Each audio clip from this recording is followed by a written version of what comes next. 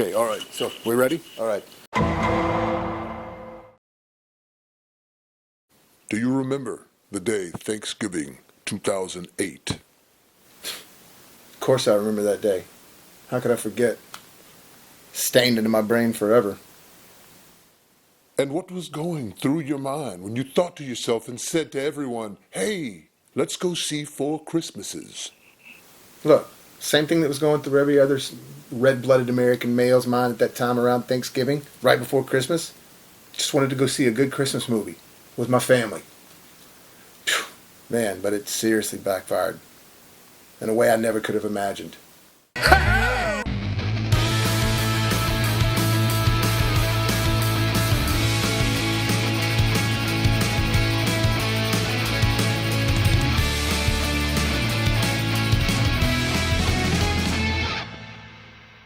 So glory be to God, my internet's back on. I had a whole week where my internet was cut off because of some stupid rats chewing up the lines. But I got it fixed, and I'm back, baby! Thanks for coming back for some more popcorn.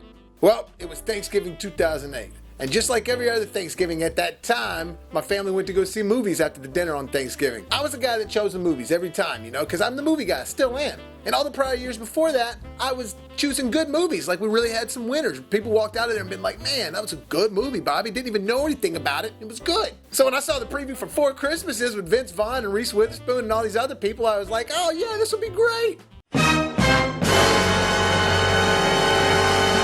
Woo! Man, what a crazy evening that was. So look, all in all, the movie turned out to be way different than I expected, which now is referred by some of my family members as Four Crassmases. And I personally didn't think it was all that crass as far as like being, oh my God, over the top. However, it was way different than what I was expecting we were even gonna go see. And I can definitely see why it was offensive to some of the people that were with us, for sure. And because of the specific people that got offended, I think in turn that sort of bled off onto everyone else, and it just sort of made for a kind of an upsetting evening. In hindsight, it's funny now, but at the time, like some of my family members walking out the theater like, that was terrible.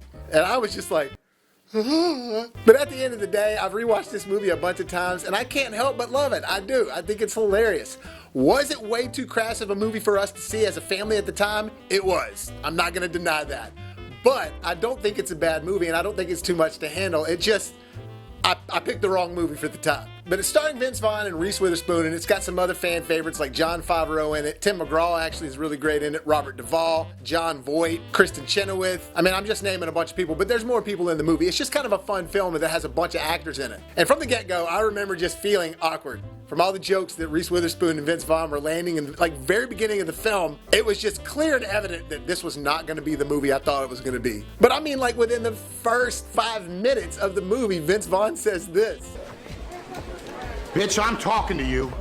Oh God, I just remember in the theater at that moment, just being like, but even then, them trying to get you to know the characters, instead of them like having this story of them meeting all cute and cuddly and nicely, no, they have this sort of like raunchy, vulgar hookup scene. And again, first 5 minutes of a Christmas movie. So it just set the tone terribly for the rest of the film. And there's more things that happen throughout that I'll get to and talk about. But I'm also going to talk about the things I like about in this film. I personally have watched it every year since it's come out, and I really do enjoy it. I think it's funny. Say what you will about Vince Vaughn, I think he's hilarious. Some people say that he's like overrated, overplayed. Sometimes he phones it in. I don't think so. I think he's funny as hell. I think he's got great delivery, especially in this movie. I think it shines in this film. But Robert Duvall plays his dad.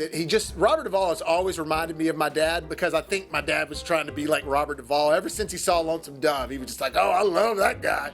What I like about the man, he's a philosopher. The whole plot of this film is Vince Vaughn and Reese Witherspoon, they're always skipping Christmas with their families because they just don't like doing it. So they always take some sort of vacation or something and they lie about it. This year they get stuck because storms are terrible, no flights can get out, and they get busted and get caught that they're staying and skipping Christmas. So they get pressured and going to see all their families. Problem is, both of their families are divorced, so they have to go to the mom and dad on her side and the mom and dad on his side.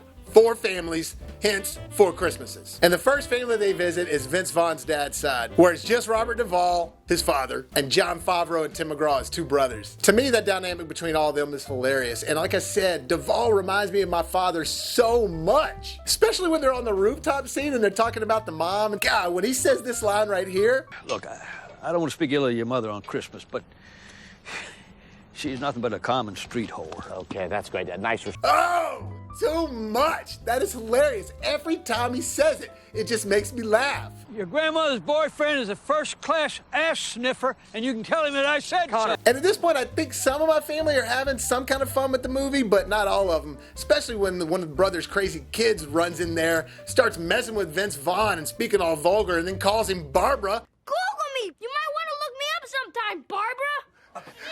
Which is one of my family members' names that was getting offended. Google me, bitch. What? So that was just fuel to the fire right there. Both Vince Vaughn and Reese Witherspoon had decided beforehand when they get into their families, like, if they feel uncomfortable, they've got a safe word. And the safe word's mistletoe. I just love it every time Vince Vaughn's saying mistletoe in this movie because you know what it means. Mistletoe. Mistletoe.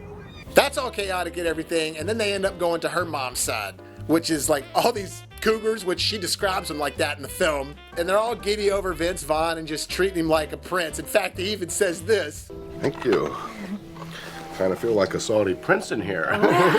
Classic Vaughn. But when the Gram comes in there and she starts talking all vulgar and everything about her husband and what she wishes to do, I could increase the frequency with which I pleasure Milt with my hand and with my mouth. like I said, just added more fuel to the fire to the family members that were with me. But I can't help but rewatching it. It's just so funny. It's uncomfortable, but it's funny, especially Vince Vaughn's response. Did she just say that? And then when they start showing all the pictures of Reese Witherspoon as a child to Vince Vaughn, and they find out that she had this best friend when she was growing up. And she, Reese Witherspoon, didn't realize that the best friend had a crush on her, which was a girl.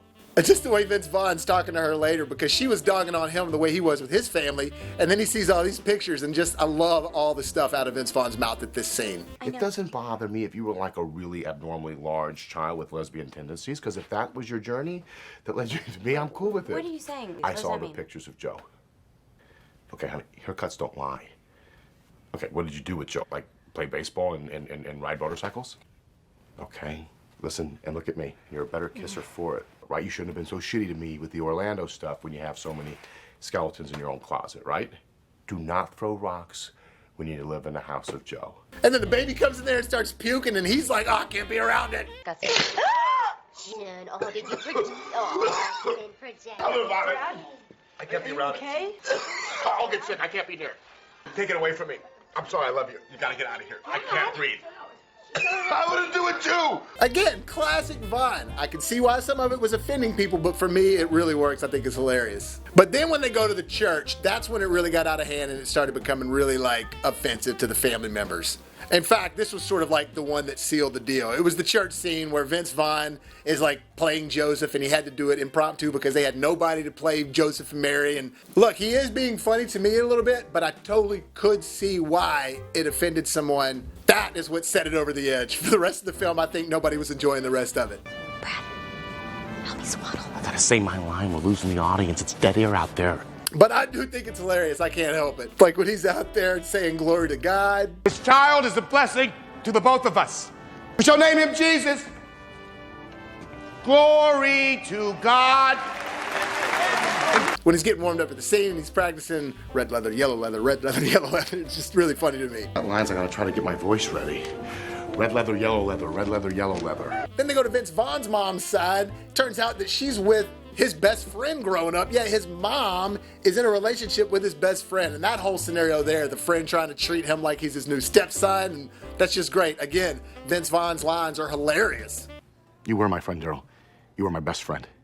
We grew up together, we rode bikes together, we used to smell each other's hands. But now you're sleeping with my mom, and it's a little bit weird for me. Can you appreciate that? And Jon Favreau and his wife shows back up, and they start playing this game. And I don't know why it cracks me up so much, though, but it's like they're playing Taboo. And they have to say a word, and the other one has to guess what they're talking about. And The only man that I'm allowed to cheat on you with.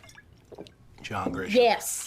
so in the midst of all these crazy families that are so different from them, Reese Witherspoon starts realizing that she wants to have kids, and Vince Vaughn was always opposed to kids.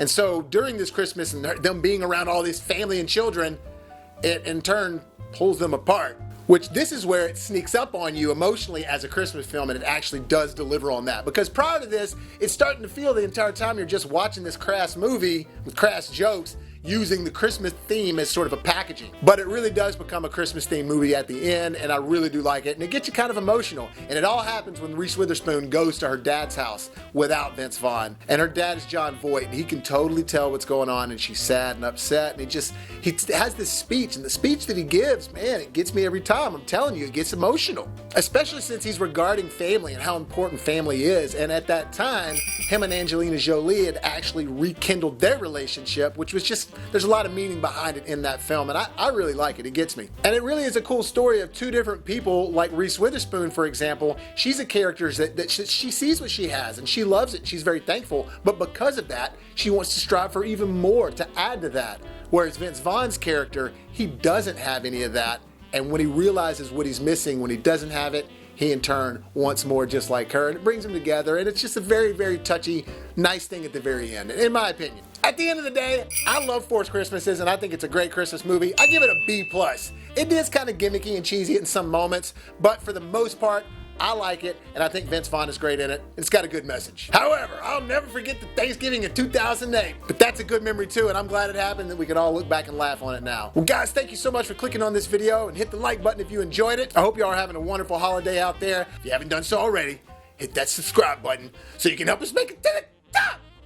And as always, if life gives you lemons, make some hot fresh popcorns.